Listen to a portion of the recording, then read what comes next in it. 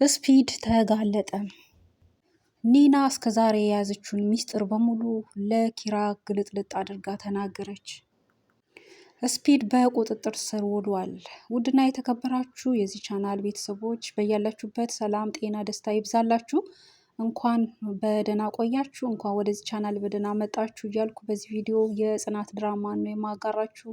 ቪዲዮን በማየት ቪዲዮን እስከ ፍጻሜ እንድታዩ በአክብሮት ጋበዝኩ። ለዚህ ቻናል አዲስ ከሆናችሁ ሰብስክራይብ በማድረግ ቤተሰብ እንድትሆኑን፣ ቪዲዮ ላይክ በማድረግ ሀሳብ አስተያየታችሁን በኮሜንት በማስቀመጥ ሼር በማድረግ ስለምታበረታቱንም ምስጋናችን ከልብ ነው። ስፒድ እነ ኪራ ቤት የመጣበትን አላማ ከዚህ ቀደም ለኒና ነግሯት ነበር።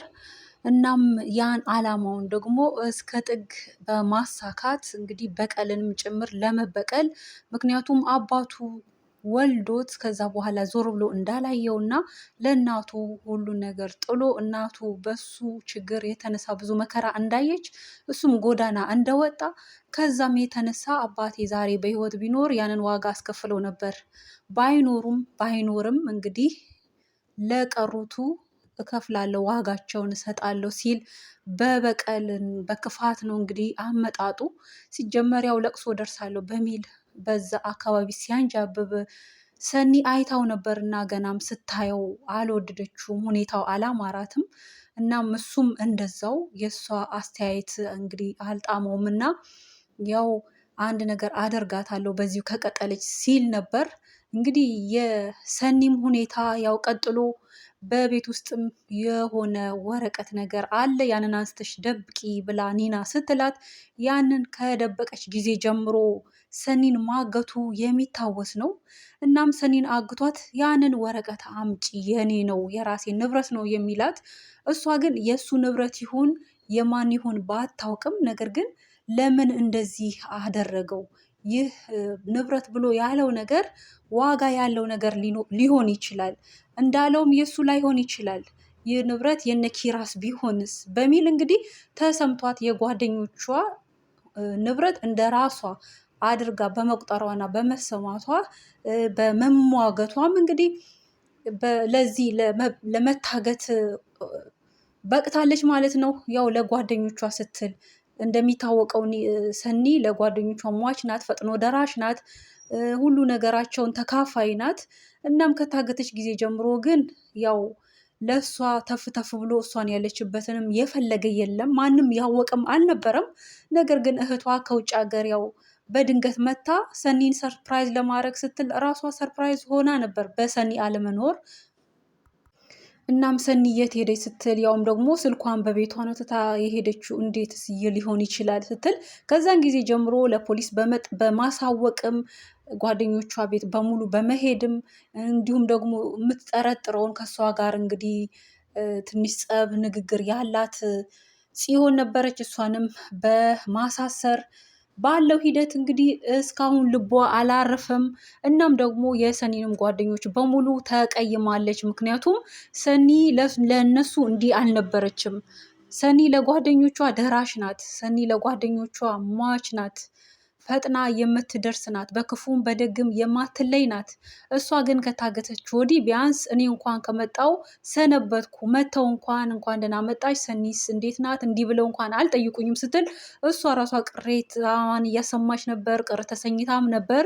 ሆኖም ፍለጋዋን አላቆመችም። የምትጠረጥረውን ሁሉ እየጠየቀች ምን እያለች እንግዲህ በዛ ሂደት ላይ እያለች ያው አሁንም ልቧ የሚጠረጥረው የነበረው ከባለፈው ክፍል እንደተመለከትነው ያ ስፒድን ነው። ምክንያቱም ስፒድ ያደረገውን ጫማ የሆነ ቦታ አይተዋለች። ያ ቦታ ደግሞ እዛው ግራውንድ ውስጥ ስፒድ ሰኒን ያገተበት ቦታ ነው እና አውልቆ ሲገባ ሲወጣ እዛ ጋር የሚያደርገውን ጫማውን አይታ እንደገና ደግሞ ራሱ አድርጎትም አይታ እናም በእሷ ቤት አካባቢ መጥቶ እንግዲህ አካባቢውን ለመሰለል ቤቷንም ለመሰለል እያንዣበበ እያለ ተመልክታውም ነበር አጋጣሚ ስትወጣ። እናም ለምን መጣህም ስትል አይ ሰላም ልልሽ ፈልጌ ነው እንደዛ እንደዚህ ሲል ተደናግጦም ነበር። እሷ ግን ያው ግባም አላለችውም ልሄድ ስለሆነ ብላው እና ከስር እስከ ላይም ስትመለከተው ነበር። ጫማውን በተለይ ፎከስ አድርጋ ስትመለከት ነበር።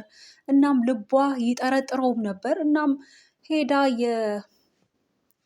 ኒናን ከመጠየቋ በፊት እንግዲህ ኪያንም በቤት አስጠርታ ጠይቃት ነበር። ኪያም እኔ ምንም የማውቀው ነገር የለም የኒና ዘመድ ስለሆነ እሷን ብትጠይቂ በቂ መረጃ ታገኛለሽ ብላ ጠቆሟት ነበር።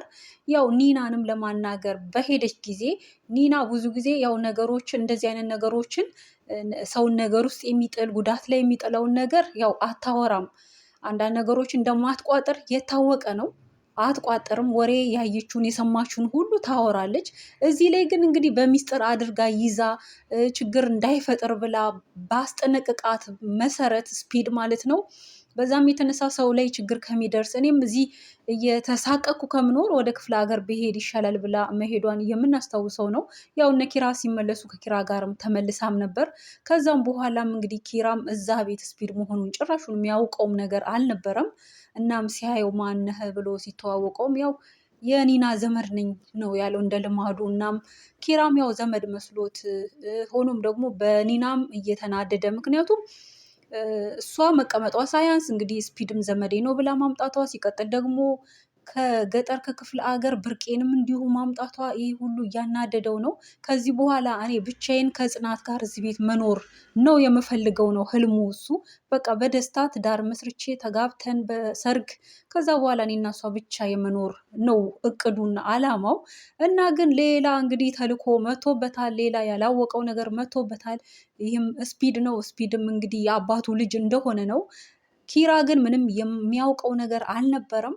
እና ስፒድም ከመጀመሪያው ጀምሮ እስከ መጨረሻ ያለውን ታሪኩን የኪራ ወንድም መሆኑን እንዴት እንደተወለደ ምን እንዴት እንዳደገ ያለውን ሂደቱን ስለነገራት በስተመጨረሻም ያው ኒና እንግዲህ ለስፒድ ለኪራ ዘርዝራ ነግራው ነበር ስፒድ ዘመዷ አለመሆኑን።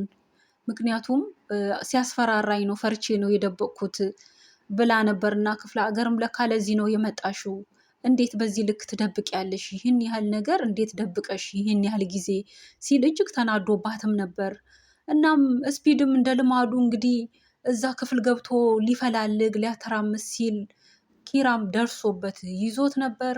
ለምን እዚህ ክፍል መጣህም ሲለው ያው እንግዲህ ሲንተባተብ ሌባ ለአመሉ እንግዲህ ምን እንደሚባለው ያው አስቦበት ተጨናንቆ ተንተባትቦ ሊያወራ ሲል ኪራ ግን አላደመጠውም። ምክንያቱም ከዚህም በፊትም የብርቄን እቃ እንደዚህ ወሰደብኝ ብላ ስትል ያው ነገርን ለማብረድ ብሎ ዝም ብሏል። እናም አሁን ደግሞ እዛ ቤት ገብቶ ለመስረቅ እንደሆነ አላማውን ተረድቶ እና ሲደበድበውም ነበር። እናም ስፒድም እንግዲህ እዚህ ጋር አልታገሰም፣ ምላሽ ሲሰጠው ነበር። አሳይሃለሁም ሲለው እሱም ሲደነፋ ነበር። ኪራ ግን ያው ደብድቦት ነበር። በዚህም የተነሳ እንግዲህ ስፒድ ከቤት ወጥቶ በመንገድ እየሄደ እያለ ኒናንም አግኝቶ መቷት ነበር። ያው ለኒና ተደርባ ለኒና አግዛም ብርቄ ስፒድ ላይ ስትቆጣ ስታገላግላቸውም ነበር። በዚህ እንግዲህ የተነሳ አምልጣ ኒናም እንዳይገለኝ ስትል ወደ ቤት ስትገባ ኪራም በዚህ ሁኔታ ተናዶ በጣም ደንፍቶ እሷንም እየጠበቀ ነበር። በጣም ተናዶባት ነበር። ያው በዚህ ልክ ለምን ደበቅሽ? እውነትን ለምን ደበቅሽ? እያለ ሲላት እንግዲህ ፈርቼ ነው፣ ምክንያቱም ያው ኪያንና ሰኒን አንድ ነገር አደርጋቸዋለሁ ስላለ ነው ስትል እንግዲህ እዚህ ጋር ወዲያውኑ በአይምሮ የመጣበት ያው ሰኒንም ያገተው እሱ ነው በሚል እንግዲህ በዚህም የተነሳ የስፒድ ሴራው ስራው ሁሉ ተጋልጧል ማለት ነው። እንግዲህ አሁን ከዚህ በቀጣይ የመጣበትንም አላማ ማን እንደሆነ እሱ በግልጹ ያሳውቅ ይሆናል። ምክንያቱም ከዚህ በኋላ ምንም ድብብቆሽ የለም። ነገርን ደብቆ ከዚህ በኋላ ሊያቆይ አይችልም። ነገሩ ሁሉ ተገልጧል ማለት ነው። በዛብህ በብርቄ አለመኖር አሁን ገና ተሰምቶት እያለቀሰ በጣም እያለቀሰም ነበር፣ ተክዞም ነበር። እናም ግን ካሁን ትመጣለች፣ ሲርባት ትመጣለች፣ እዚህ እኔ እሷን መቀለብ ብቻ ነው ብሎ ነው የሚያስበው። እሷ ሳትለፋ ሳትጥር ሳትግር እሱ በሚጥረው ብቻ እንደምትኖር አድርጎ ስለሚያስብ ትመጣለች የሚል ተስፋ ነበረው። ሆኖም ግን ያለ መምጣቷን ሲያቅ እጅግም አዝኖ ነበር። እናም ደግሞ ይህ ውሽሜ ተብዬ እንግዲህ ተሰማ መቶ ሲጠይቀውም ነበር። ብርቅዬ እንደው አልመጣችም ብርቅዬ ብሎ ሲል ከአንደበቱ እንግዲህ ሳያስብ ሲያሞካሻ ሲያቆላምጣት በዛብህም ሰምቶ እንዴት በፊቴ እንዲህ ትላለህ እያለ ሲቆጣውም ነበር። እንዴ በዛብህዬ ብሎ እሱንም እንግዲህ ለማስመሰል ያው ለማስተባበር ሙከራ ቢያደርግም በዛብህ ግን አልሰማህም ብሎት ነበር። እንዴት እንዲህ በፊቴ ትላለህ ሲል በጣም ተቆጥቶ ደንፍቶበት ነበር። ያው ተሰማም አምልጦት ነው እንጂ ያው ሁሌም እሷንም ቢሆን ብርቅዬ እያለ ነው የሚያሞካሻት የሚያቆላምጣት። በጣምም ፍቅር አለው ለሷ፣ እሷም ቢሆን ለሱ ፍቅር አላት ከባሏ ይልቅ። እናም አሁን ላይ እንግዲህ በዛብህ ቢያለቅስ ቢፍጨረጨር ምን ቢል ምንም ሊያመጣ አይችልም፣ እሷንም ሊያገኛት አይችልም። እና ኒና ስራ ልታስገባት ተፍተፍ እያለች ነው። እሷ ግን ስትጠየቅ ኢንተርቪው ስትደረግ ያው ጎለጉላለው እንደዚህ የውጭ የማሳ የገጠር አይነት ስራ ነው የተናገረችው። በዚህም የተነሳ እንግዲህ ኒና በጣም ተናዳባት ነበር። ነገሮችን አበላሽሽ እያለቻትም ነበር። እንግዲህ የምታውቀውን ነው የተናገረችው፣ ውሸትን አላወረችም። ኒና ግን ውሸት አውሪ ዋሽ፣ ካልዋሸሽ ስራ አታገኝም፣ ነገሮች እንዳታበላሽ ብላ መክራ አስጠንቅቃት ከቤት ቢወጡም ያው ብርቄ ግን አልቻለችም እና በዚህም የተነሳ እንግዲህ ሳይሳካላት ስራም ሳይገኝ ተመልሳለች። በዚህም ኒና በጣም ቅር ተሰኝታም ነበር። ጽዮን ከእስር ቤት ከተፈታች ጊዜ ጀምሮ ጭምልቅ ሙልቅቅ ለማለት እየሞከረች ነበር። እንግዲህ የምህሩ አማት ፊት ስለሰጠቻት በዚህ ልክ እሷን እንዲህ ስላቀረበች ያው በምህሩ ላይም እንደ ልማዷ ስትጨማለቅ መልስም ስትሰጥ ነበር። ያው ምህሩ እሷ በመፈታቷ ብላ ሴሬሞኒ ለማድረግ የደስደስ ስርዓት ምናምን ለመጋበዝ ተፍ ስትል በዚህ አቅሟ፣ እሷ ግን እንኳን ልታግዛት እግሯን ሰቅላ። በዚህ ሂደት ላይ ናሆምም አይቷት እጅግ ተናዶባት ነበር።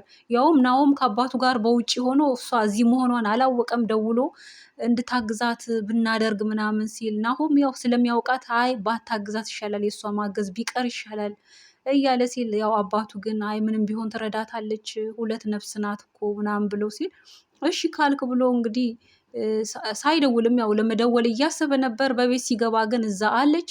እሷ ግን እግሯን ሰቅላ እንግዲህ ያደረገችው ነገር የሚገርም ነው። ይህን ሁሉ እንድትሆን ያደረጋት ያው የምህሩ አማት ፊት ለእሷ መስጠት ነው። በዚህ ቪዲዮ ያዘጋጀነው ይህንን ይመስላል። ስለተከታተላችሁት ምስጋናችን ከልብ ነው። በቀጣይ በሌላ አዲስ ቪዲዮ እስከምንገናኝ በያላችሁበት ደህና ሆኑልን። መልካም ቆይታ